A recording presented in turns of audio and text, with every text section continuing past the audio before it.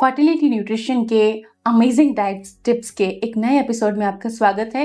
आज मैं आपको एक ऐसे अमेजिंग सुपर फूड के बारे में बताने वाली हूँ जो कि जब आप बेबी प्लानिंग कर रहे हैं ना तो आपके प्लेट में होना बेहद ज़रूरी है, और वो भी हर दिन। ये ऐसा सुपर फूड है कि आपको मल्टी वाइटामिन्स खाने की ज़रूरत ही नहीं पड़ने वाली। जी हाँ, मैं एक ऐसे अमेजिंग सुपर फूड की बात कर रही हूँ जो प्रकृति से मिलती है और ये प्रकृति प्रोसेस करके हमको देती है।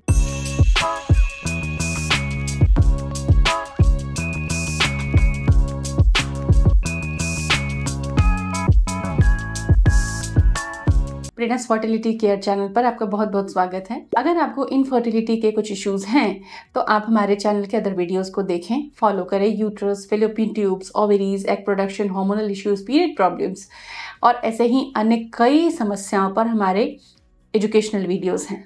वो आपकी मदद करेंगे, वो आपका मार्गदर्शन करेंगे। डिस्क्रिप्शन में एक फर्टिलिटी ट्रैकर लिंक है जिससे कि आप अपनी फर्टिलिटी मासिक चक्र के अकॉर्डिंग ट्रैक करके, और उसमें जो टूल्स दिए हुए हैं, जो गाइड बुक दी हुई है, वो आपकी हेल्प करेगी और उससे आप अपनी फर्टिलिटी ट्रैक करके माँ बनने की यात्रा को सुखद और संक्षिप्त बना सकते हैं। Welcome again. तो आज हम बात करने वाले हैं एक अमेजिंग सुपर फूड की जो फर्टिलिटी जर्नी में बहुत ही कारगर है, और इसे आप अपनी पूरी फैमिली के साथ बना सकते हैं क्योंकि हर कोई इसको खा सकता है। लेकिन हस्बैंड वाइफ के लिए बहुत यूजफुल है क्योंकि स्टडीज, जो रिसर्चर्स हैं, वो कहती हैं कि ओव्यूलेशन इंप्रूव हो जाता है जब एक महिला प्लांट बेस्ड प्रोटीन खाती है। तो आप डब्बे में पैक पी प्रोटीन ले रहे हो, राइस वाले प्रोटीन ले रहे हो या दूसरी तरह के प्लांट प्रोटीन ले रहे हो, उनसे तो बेहतर है ना, और सस्ता भी।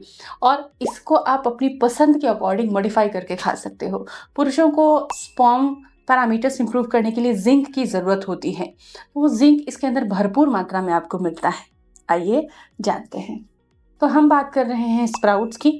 इसके 6 अमेजिंग फर्टिलिटी बेनिफिट्स आपको बताऊंगे और खाने के तरीके भी। फर्टिलिटी न्यूट्रिशन की बात करें तो सुपर फूड्स में जो प्रोटीन वाले सुपर फूड्स हैं उनमें स्प्राउट्स नंबर 1 पे रैंक करता है क्योंकि सबसे ज़्यादा बेनिफिशियल है और सबसे ज़्यादा सजेस्ट किया जाने वाला है। इसकी दाल बनाओ, सब्जी बनाओ, चाट बनाओ, सूप बनाओ, इसको स्टफ़ करके पराठा बना लो, हर चीज़ में ये चल जाता है। तो आपके टेस्ट में कहीं से कहीं तक कॉम्प्रोमाइज़ नहीं होता। तो इसके पहले हम बेनिफिट्स जानेंगे कि आपको ये कैसे फ़ायदा पहुंचा रहा है और आपको इसे कब यूज़ करना है। ये बहुत इंपॉर्टेंट पार्ट है, इसे आप स्किप ना करें, इस छोटे से वीडियो को पूरा देखें। जब एक साबुत मूंग होती है वो सेमी डाइजेस्ट होके अंकुरित हो जाती है तो उसमें कई सारे डाइजेस्टिव एंजाइम्स बन जाते हैं। तो जिनका पाचन कमज़ोर होता है ना, स्प्राउट उनको भी हेल्प करता है। लेकिन कभी भी इस पूरे वीडियो के हर रेसिपी पर लागू होता है और पूरी तरह से स्प्राउट्स पर लागू होता है कि स्प्राउट्स को कभी भी कच्चा मत खाइए। कोई भी ज्ञानी पुरुष आपको सजेस्ट करता हो स्प्राउट खाइए, बनाइए, मुट्ठी भर खा लीजिए, लेकिन कभी भी कच्चा स्प्राउट नहीं खाना है। एडेड बैक्टीरिया आपको गिफ्ट में मिलेंगे और पेट में गुड़गुड़ होगी, डायरिया हो सकता है आपको। तो स्प्राउट्स को हमेशा steaming, roasting, boiling in methods को यूज़ करके, कुक करके ही आपको खाना चाहिए। तो स्प्राउट्स में एक तो डाइजेस्टिव एंजाइम्स बढ़ गया, दूसरा वो खुद में प्रोटीन है, बहुत अच्छा इजी टू डाइजेस्ट प्रोटीन है, तीसरा उसमें बहुत अच्छे एंटीऑक्सीडेंट्स होते हैं। तो मेल फीमेल दोनों के लिए प्रोटीन, एंटीऑक्सीडेंट एंड एंजाइम्स का एक नेचुरल सोर्स है बिना किसी साइड इफेक्ट के। सो नंबर 1 बेनिफिट है कि स्प्राउट्स के अंदर फोलेट बहुत अच्छे मात्रा में है। आप जानते हैं कि फोलेट शुरू से चलानी पड़ती है 3 महीने पहले से माँ बनने की, जब हम तैयारी कर लेते हैं। तो नेचुरल फोलेट डाइट से लेना तो सबसे अच्छी बात है क्योंकि वो ज़्यादा अच्छी तरह एब्जॉर्ब होता है। तो नेचुरल फोलेट होने की वजह से ये आपकी प्रेगनेंसी में हेल्पफुल है। आप मूंग का भी स्प्राउट ले सकते हैं, आप मोठ का भी स्प्राउट ले सकते हैं। फॉलिकल डेवलपमेंट, सेल डिवीजन, इनमें आपको काफ़ी हेल्प मिलता है। एग अच्छे बनते हैं और स्पर्म की क्वालिटी भी अच्छी होने लग जाती है। बेनिफिट नंबर 2 कि एग डेवलपमेंट के लिए प्रोटीन चाहिए, अमाइनो एसिड चाहिए, और ये प्लांट प्रोटीन उन सारे प्रोमिसेस को पूरा करता है।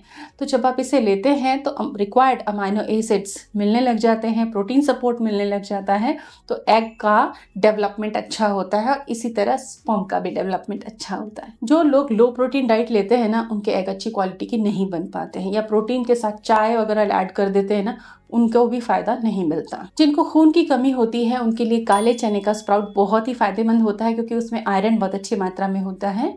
तो ये आयरन स्टोरेज भी देते हैं आपको। तो काले चने, मटकी वगैरह का स्प्राउट आप यूज कर सकते हैं। देखिए, यूट्रस और ओवरीज दोनों को काम करने के लिए अच्छी मात्रा में खून में हीमोग्लोबिन होना जरूरी है। 12 के आसपास हीमोग्लोबिन होना ही चाहिए। तो उसके लिए आप स्प्राउट्स की हेल्प ले सकते हैं। और याद रखें, हीमोग्लोबिन में कुछ पार्ट आयरन है ना, तो कुछ पार्ट प्रोटीन भी है। तो यहाँ आपको प्रोटीन और आयरन दोनों एक साथ मिल जा रहा है, तो खून तो बढ़ेगा ही बढ़ेगा। स्प्राउट्स में पॉलीफिनॉल्स और एंटीऑक्सीडेंट्स अच्छी मात्रा में होते हैं, तो ये इन्फ्लेमेशन को काबू कर लेता है। इससे यूट्रस हेल्दी एंड ओवरीज का फंक्शन बहुत हेल्दी हो जाता है और आपके चेहरे पर भी मुस्कान आ जाती है। तो इन्फ्लेमेशन को कंट्रोल करना है, ट्यूब्स को हेल्दी रखनी है, देन स्प्राउट्स खाना। इसका सूप बना के इसको बॉयल कर लीजिए, स्टीम करोगी। मैं हमेशा कहती हूँ कि स्टीमिंग ज़्यादा अच्छा है बॉइलिंग से। बॉइलिंग में क्या, उस पानी में सारे मिनरल्स और बहुत सारे न्यूट्रिएंट्स जो वाटर सोल्यूबल है निकल जाते हैं। तो स्टीम अगर आप करते हैं ना, दैट इज फार बेटर। तो स्टीम कर लीजिए, मैश कर लीजिए, पसंद के उसके अंदर मसाले ऐड कीजिए और स्टफिंग बना के इसको रोटी के अंदर भर के और रोटी सेक लीजिए। हल्का सा घी लगाकर आप उसको खा सकते हैं। तो स्प्राउट स्टफ पराठा हो सकता है। इसको पनीर के साथ भी मैश कर सकते हैं। बॉईल करके स्टीम करके आप चाट बना सकते हैं। PMOS वाली जो महिलाएं होती हैं, जिसको कि पहले PCOS कहा जाता था, ये अब रीडिफाइन हो चुका है। इस पर मेरा वीडियो आप देख सकते हैं चैनल पर। तो PCOS वाली महिलाओं में इंसुलिन रेजिस्टेंस की बहुत इश्यू होती, उसको भी ठीक रखता है। तो स्प्राउट्स PMS वाली फीमेल्स को ज़रूर खाना चाहिए, क्योंकि ये हाई फाइबर होते हैं और इनका ग्लाइसेमिक लोड बहुत कम होता है। सो वेट लॉस में भी ये काफ़ी हेल्पफुल होता है। डायबिटिक फीमेल्स भी इसको ट्राई करें और रेगुलर बेसिस पे खाएं। कोई आपको बताएगा कि स्प्राउट खाओ गट बैक्टीरिया अच्छे हो जाएंगे? जी नहीं, हम बता रहे हैं कि देखिए, इसके अंदर फाइबर बहुत अच्छी मात्रा में होता है।